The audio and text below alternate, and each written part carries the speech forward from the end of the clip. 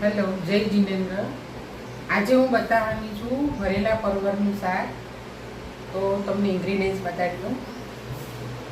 પરવર છે 250 ગ્રામ જેવા, કોથમીર, કોપરું છે એટલે સૂકા કોપરાનું છીણ હોય એને થોડું દૂધમાં પલાળીને રાખ્યું છે. એ કોપરું તમે ડેઝિકેટેડ બી લઈ શકો, તાજું બી લઈ શકો, કોઈ જે લેવું હોય.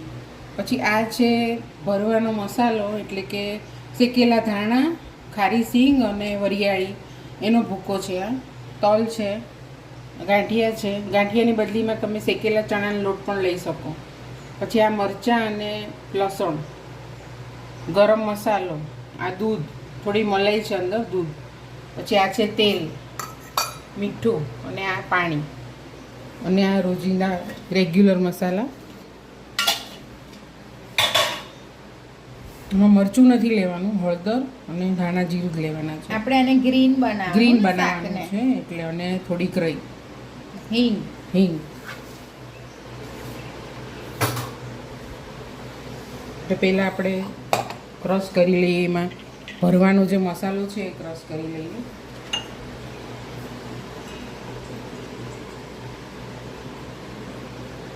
આદુ, મરચા, લસણ.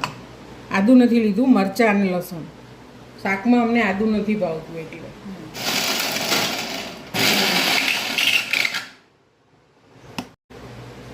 આ ક્રશ થઈ ગયું છે.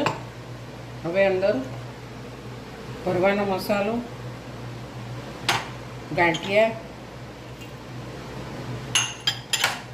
શાકનો મસાલો 2 ચમચી છે, આ 2 ચમચી, તલ, કોપરું લગભગ 4 ચમચી છે, આવી 4 ચમચી. શાક હોય એ પ્રમાણે બધું નાખવાનું, વધારે હોય તો બધું થોડું વધારે લેવાનું. અને કોથમીર.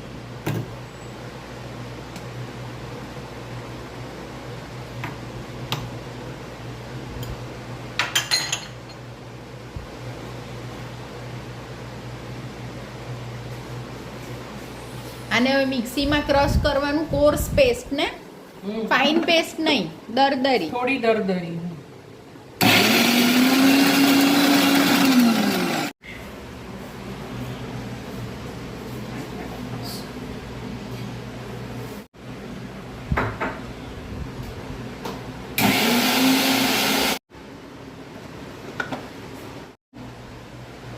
કચરું એકદમ લીસું નથી કરવાનું. હવે આપણે પરવર ભરી લઈએ. થોડું મીઠું નાખી દો.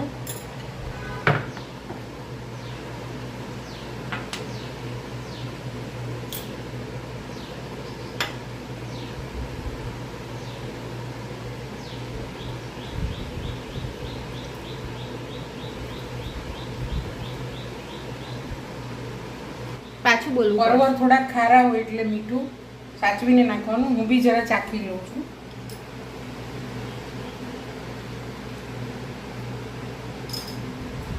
ઓછું જ લાગે છે તો હું નાખું છું થોડું. આમાં હળદર, ધાણા જીરું બધું નાખવાનું છે.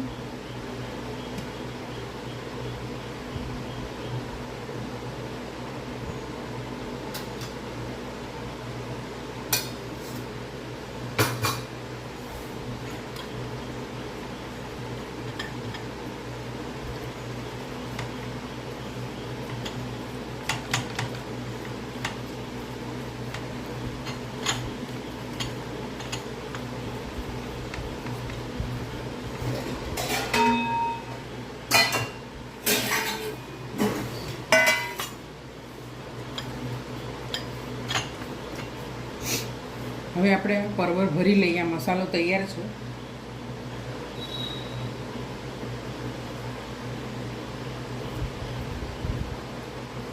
થોડો દબાવીને ભરવાનું. પરવળમાં વિટામિન એ બહુ હોય ને, એ ને સી ને બે એ વધારે. Good for eyes, right?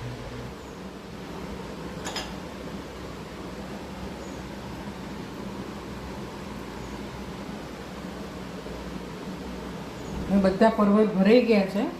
હવે આપણે શાક વઘારશું. ગેસ ચાલુ કરું છું.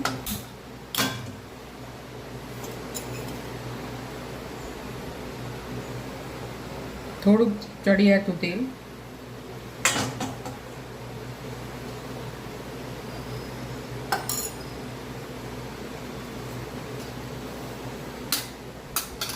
રઈ થોડી 5 ચમચી રઈ, હિંગ,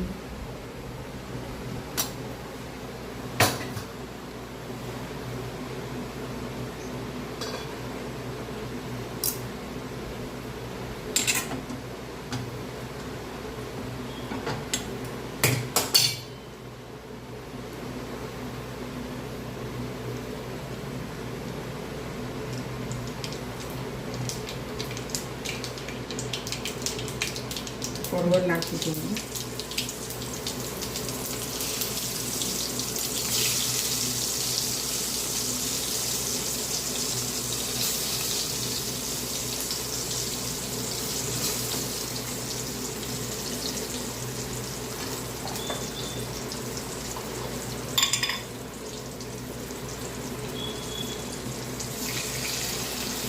થોડી વાર ગેસ ફાસ્ટ રાખવાનો છે, પછી ચડવા માંડે એટલે ધીમો કરી નાખવાનો છે.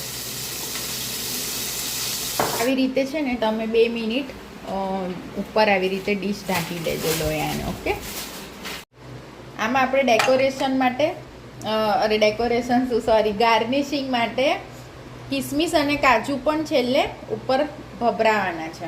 અને તમે ચાહો તો એને અંદર સ્ટફિંગમાં પણ ચોપ કરીને ભરી શકો. અને ગાર્નિશિંગમાં આપણે થોડીક કોથમીર પણ લેવાની છે.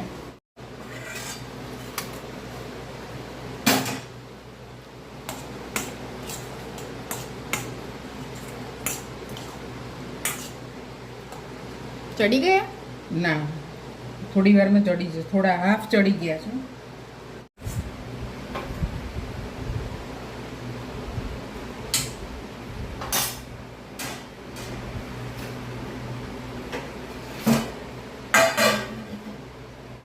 જો હવે પરવર એકદમ ચડી ગયા છે, બતાવું તમને. આ જો દબાઈ છે એટલે એકદમ ચડી ગયા. હવે આ મસાલો છે નાખી દેવાનો, ઉમેરી દેવાનો.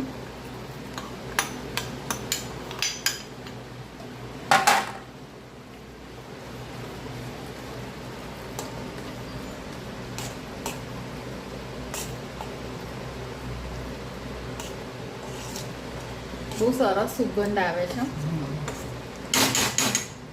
હવે એમાં થોડું દૂધ નાખું છું.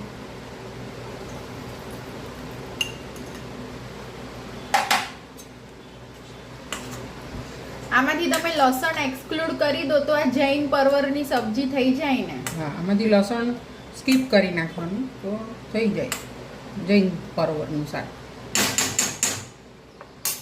2 મિનિટ આપણે જરા ચડવા દઈએ. નેચરોપેથી ટિપ્સ દર્શનાએ મને કીધી છે એ કહું છું. કિડની સાફ કરવા માટે રાતના અજમો પલાળી દેવાનો 1 ગ્લાસમાં, પછી સવારના 1 ગ્લાસ પાણી, 1 ગ્લાસ પાણીમાં અજમો પલાળી દેવાનો. સવારના એક તપેલીમાં એને ઉકાળવાનું, અડધું થાય ત્યાં સુધી ઉકાળવાનું. પછી એને ગાળી લેવાનું અને પછી થોડુંક ઠંડુ નવું શેકું થાય એટલે લીંબુ અડધું નીચોવી અને પી જવાનું. એનાથી કિડની સાફ થઈ જાય છે. Kidney detox naturopathy tips.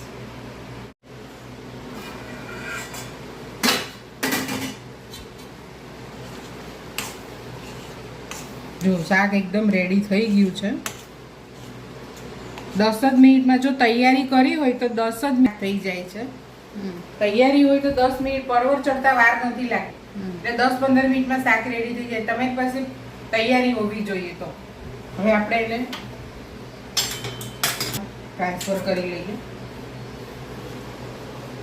મલાઈ નાખી પછી આમાં નાખ ગાર્નિશિંગમાં.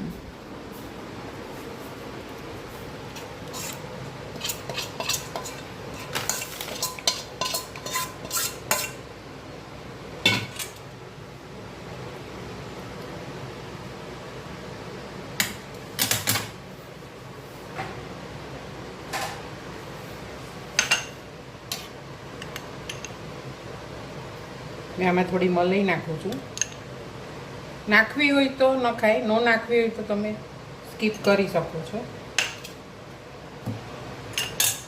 એમાં થોડા કાજુ કિસમિસ,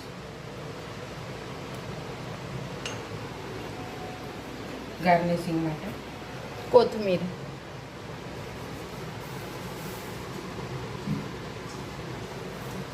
અને થોડી કોથમીર. મારી બહુ પ્રિય છે કોથમીર. પરવરનું ભરેલું શાક તૈયાર છે. રોટલી, પરોઠા, ભાત કોઈ બી સાથે તમે ખાઈ શકો છો. Enjoy. Like share and subscribe my channel and have a nice day. Have a nice day.